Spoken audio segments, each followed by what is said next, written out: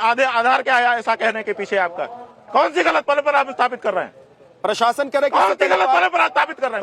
प्रशासन कह रहे कि बोलो, प्रशासन नहीं, तुम बोल रहे हो कि आप गलत परंपरा स्थापित कर रहे हैं।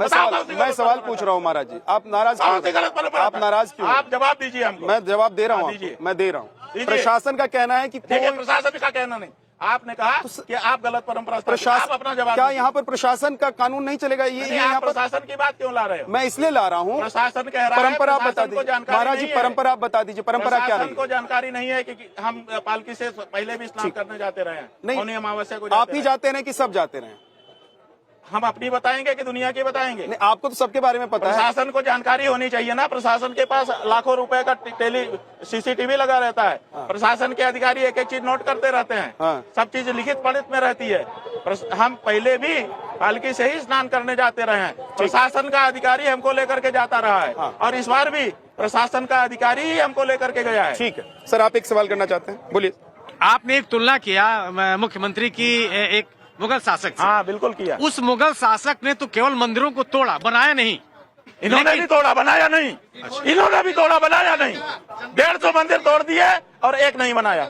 चलिए बताइए, पूरी सूची, पूरे फोटोग्राफ, पूरा अक्षांश देशांश सब है हमारे पास। 150 मंदिर तोड़े और एक नहीं बनाया। चलिए, एक मूर्ति रेस्टोर नहीं की गई काशी में, केवल काशी में। और बाहर तो नहीं, बाहर नहीं, बाहर भी बहुत हुआ। हमको तो काशी का डाटा पता है क्योंकि हम वहाँ रह रहे थे, हमारी तो सामने। मैं केवल ही कहना चाहता था कि काशी में 150 मंदिर तोड़े, एक भी का पुनर्निर्माण नहीं हुआ। बिल्कुल सही है। तो जो आपने कहा कि उसमें अंतर है, वो अंतर तो खत्म हो गया। अन्य स्थानों पर तो बनाया ना, मेरा कहने का मतलब है। आप अन्य स्थानों की बात लेकर के आप आ गए, आप बचाव करिए। हम काशी की एक जगह की जहाँ की बात चल रही है, जहाँ के कारण हम कह रहे हैं उनको, उसी के कारण तो हम कह रहे हैं। का महाराज जी जो आंखों से हमने अपनी आंखों से जो देखा है उसके बारे में हम बोल सकते हैं, बाकी के बारे में हम नहीं बोल रहे हैं। लेकिन महाराज जी, काशी का अगर सरकार चाह रही है कि सौंदर्यीकरण हो, अरे तो भाई सौंदर्यीकरण हो, मंदिरों, हम कहते हैं खूब सुंदर तुम हो जाओ, लेकिन इनको मार करके तुम प्लास्टिक सर्जरी करोगे? तुम सुंदर होना चाहते हो, इनको मार दोगे? तुम्हारे सराउंडिंग में जो होंगे सबको मार फेंक दोगे। तो आपसे भी अगर सवाल पूछ लिया जाए कि आप पालकी लेकर जाना चाहते हैं, बाकियों का रास्ता रोक देंगे? पालकी का रास्ता हमको, किसका रास्ता रोक रहे थे? बाकी लोग जा रहे थे, यहाँ से संगम तक 3 किलोमीटर हम गए थे। किसने शिकायत की कि हमने रास्ता रोका? बताओ। ठीक, ओके। किसका रास्ता रोका? ठीक है। आपने मंदिरों को नेस्तनाबूद कर दिया। आप हमारा उदाहरण उनके साथ दे रहे हो। हम तो जनता के साथ एकाकार होकर के जा रहे थे। एक जनता को क्षति नहीं पहुंच रही थी, बल्कि खुश हो रहे थे कि शंकराचार्य जी हमारे बीच में हैं। ठीक। और वहाँ पर मंदिरों को नेस्तनाबूद कर दिया गया, सदा के लिए समाप्त कर दिया गया। उसको आप इससे जोड़ रहे हो? ठीक है, आक्रोश में आ रहे हो। अगला सवाल महाराज जी सिर्फ आपसे यही है कि जो कुछ ये सब हो रहा है, जो कुछ जितना सब आगे होगा, उसमें कुल सनातन धर्म की जो हानि हो रही है महाराज जी, उसकी भरपाई कैसे होगी? सनातन धर्म की कोई हानि नहीं हो रही है। सनातन धर्म में मर्यादा ही सबसे बड़ी चीज है। अगर मर्यादा ही टूट गई तो सब कुछ टूट जाएगा। जो बांध है वो बांध टूट गया तो कोई पानी नहीं रुकेगा।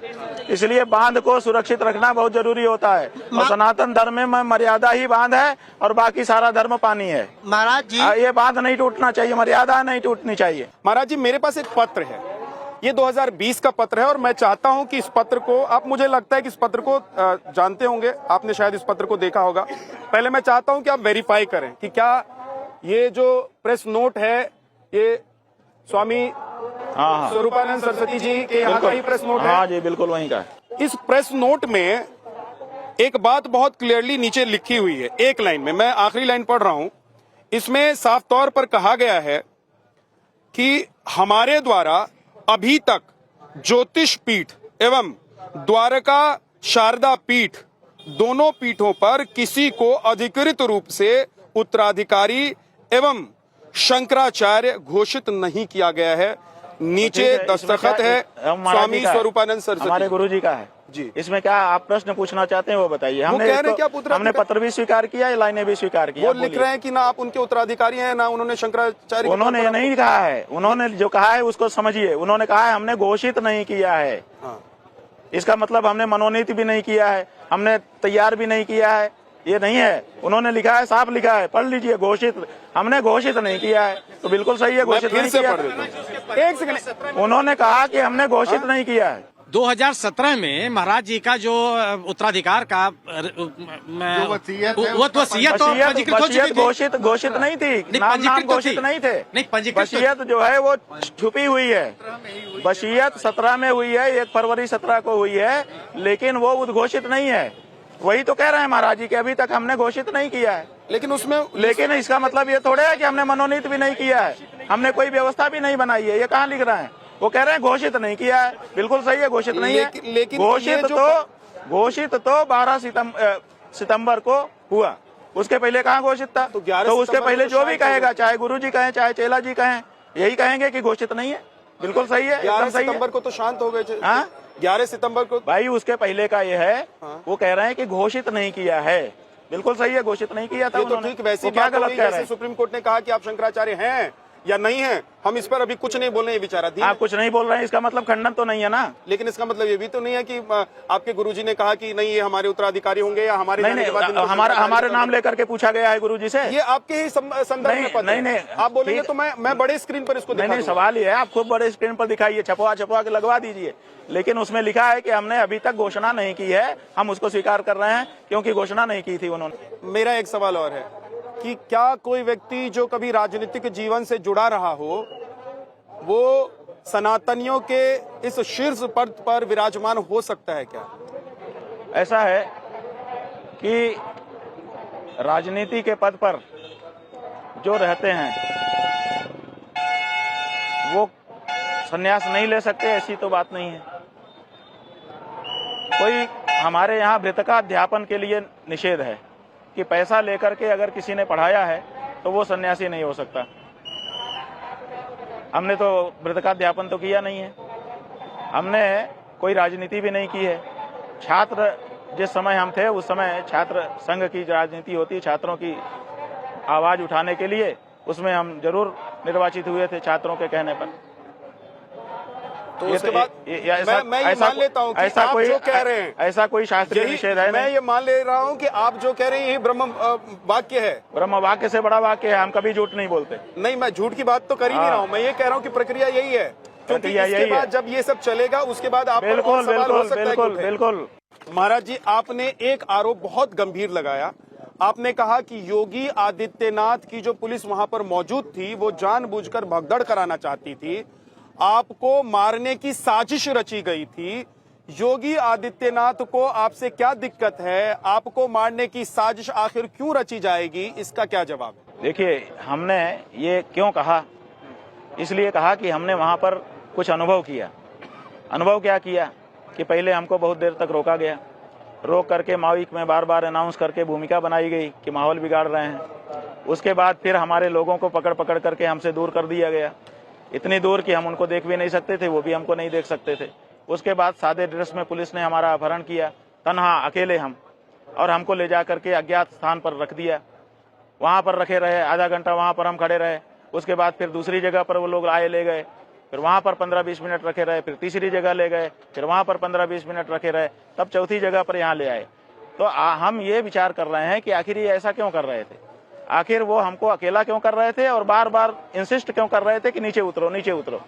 तो नीचे उतरो का मतलब है कि हम जैसे ही नीचे उतरते, 150-200 जवान थे वो सादे ड्रेस में, वो कृत्रिम भगदड़ उत्पन्न करते और हमको मार देते। राम भद्राचार्य जी हैं, वो कह रहे हैं कि आपने शास्त्र के विरुद्ध कार्य किया है, आपको ना सुख मिलेगा, ना शांति मिलेगी और ना गति मिलेगी। आपने परंपरा तोड़ी है, स्नान के लिए सभी पैदल ही जाते हैं, आप पैदल क्यों नहीं जा सकते? जरूरी नहीं है कि हम उनका जवाब दें, हम किसी विद्वान व्यक्ति के प्रश्न का जवाब देना चाहेंगे, हम उनको विद्वान नहीं मानते। लेकिन आपने शुरू में कहा था मुझे कि मैंने आपसे बोला, अगर वो विद्वान होते तो उन्होंने उपनिषद पढ़े होते। उपनिषद में साफ लिखा है कि जो अंग विकल होता है वो दंड संन्यास धारण नहीं कर सकता, तो उन्होंने उपनिषदों के विरुद्ध जाकर के दंड धारण किया हुआ है। इसका मतलब उन्होंने उपनिषद पढ़ा नहीं है, तो जो पढ़ाई नहीं है उससे उसकी बात का क्या जवाब हम दें? महाराज जी वो कथावाचक हैं, वो जो हों, लेकिन वो शास्त्र के अध्येता नहीं है, शास्त्र का अध्ययन करके उसको मानने वाले नहीं हैं। अब कुछ और सवाल है मेरे। हाँ, खूब करिए। मैं वो सवाल आपसे पूछता हूँ, पूछिए। शाही मथुरा विवाद पर आपकी क्या राय? हाँ, शाही मथुरा विवाद पर? अरे भाई, हमारे भगवान की जन्मभूमि है, जल्दी से जल्दी हमको मिलनी चाहिए।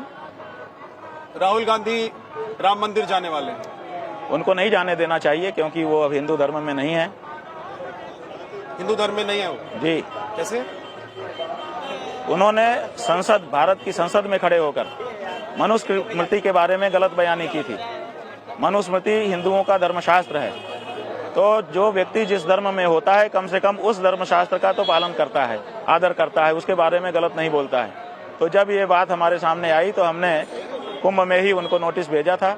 उसके बाद 2-3 रिमाइंडर भी हमने भेजे, लेकिन उन्होंने कोई जवाब नहीं दिया। तब हमने उनको हिंदू धर्म से बहिष्कृत घोषित किया है और आज भी वो बहिष्कृत हैं। अच्छा, एक इसी से जुड़ा हुआ सवाल है कि जैसे आज आप हठ स्वरूप योग पर बैठ गए हैं, क्या अगर राहुल गांधी राम मंदिर जाना चाहेंगे तो वहां द्वार पर आप इसी तरीके से बैठ जाएंगे अपने शिष्यों समर्थकों के साथ कि राहुल गांधी को मंदिर अंदर नहीं जाने देंगे? ऐसा है कि जब हम पूजा कर रहे हैं वो किसी मंदिर में, और अगर राहुल गांधी वहां आना चाहेंगे तो हमारे लोग उनको नहीं आने देंगे। वो कहाँ जा रहे हैं हमको पता थोड़े है कि हम जाके वहां बैठ जाएं। लेकिन अगर जहां हम पूजा कर रहे हैं वो मंदिर में और वहां पर हमारे ज्ञान में वो आ जाए तो वो बिल्कुल नहीं आ सकेंगे। किसी भी गैर हिंदू को हिंदू मंदिर में नहीं जाना चाहिए। क्यों जाना चाहिए? और जाता हो तो रोकना चाहिए उसको अपने जगह पे जाना चाहिए जहां उसकी जगह। राहुल गांधी कहते हैं जनेऊधारी हिंदू है। भाई उनके कहने से नहीं होगा। अगर उनको हिंदू होना है तो हिंदू धर्म ग्रंथों का अपमान करना उनको छोड़ना होगा। ऐसे तो और भी समाजवादी पार्टी के कुछ नेता हैं, वो लोग भी करते हैं। जो भी करेगा उसको कार्रवाई तो की जाएगी। धर्मपीठ होता ही इसीलिए है। आजकल असदुद्दीन ओवैसी जो हैं, एक मुस्लिम वोट बैंक को लेकर उनकी खूब चर्चा हो रही है कि अब आने वाले वक्त में मुस्लिम वोट बैंक का एक ही सरदार है और वो है असदुद्दीन ओवैसी जी। उनको लेकर आपकी क्या राय है? और दूसरी तरफ संघ और बीजेपी है, उनको लेकर आपकी क्या राय है? ऐसा है कि राजनीति में हम ज्यादा राय नहीं लगते। जब हमारे धर्म के बारे में किसी पार्टी के राजनेता के द्वारा कोई बात कही या की जाती है और उससे हमको खरोंच लगती है तब हम बोलते हैं। तो अगर वो कुछ बोलेंगे तो हम उनके बारे में भी करेंगे। संघ बोलेगा संघ के बारे में करेंगे, बीजेपी बोलेगी बीजेपी के बारे में करेंगे, कांग्रेस बोलेगी कांग्रेस के बारे में करेंगे। किया ही है हमने।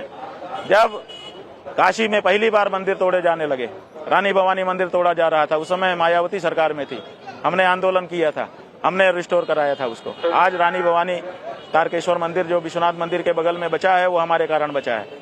उस समय मायावती की सरकार ने ये काम शुरू किया था। उसके बाद अखिलेश यादव आए। अखिलेश यादव के समय में हमने अखिलेश यादव का विरोध किया, डट करके विरोध किया। सत्ता में अगर वो दोबारा नहीं आ पाए उसमें हमारा भी एक विरोध का अंश था। और कांग्रेस के समय में हमने गंगा माता की अविरल निर्मल धारा का आंदोलन किया। 3 बांध, एक बांध में 600 करोड़ खर्च हो चुके थे, बाकी बांध में भी काम हो चुका था, उनको हमने निरस्त कराया ताकि गंगा की अविरलता निर्मल रहे। गंगा को राष्ट्र नदी घोषित कराया हमने।